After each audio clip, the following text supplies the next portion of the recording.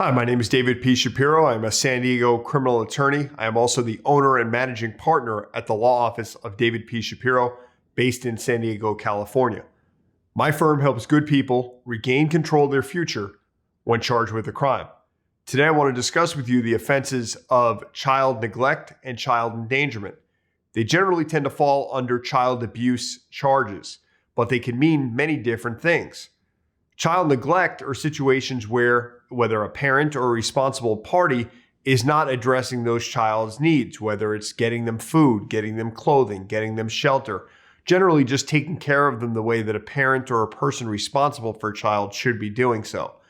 When we see child neglect cases, just like with child endangerment cases, rest assured that you're going to have to deal with CPS.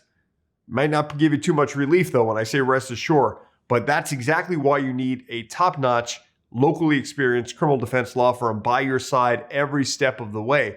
Because not only will you have investigators on your back, you'll have the district attorney's office on your back, you'll have child welfare services or CPS on your back as well. And you need to know before you say anything to anyone what you're comfortable saying, what you're comfortable talking about, and what you're not. Because the discussions that you have with the child welfare services officer, a law enforcement officer, could in many ways shape how your family court case, if you're in the middle of a divorce, is going to go, how your child welfare services case is going to go, how soon and under what circumstances can you see these children that you were entrusted to protect. Irrespective of whether or not a case can be proven against you, that will come in time in criminal court.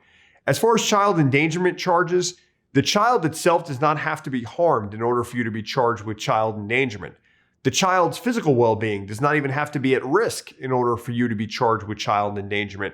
It could also involve situations where you put the child at risk that their mental well-being will be affected by putting them in situations where they see certain things that maybe a child shouldn't be seeing, or in environments that may be toxic to the development of a child.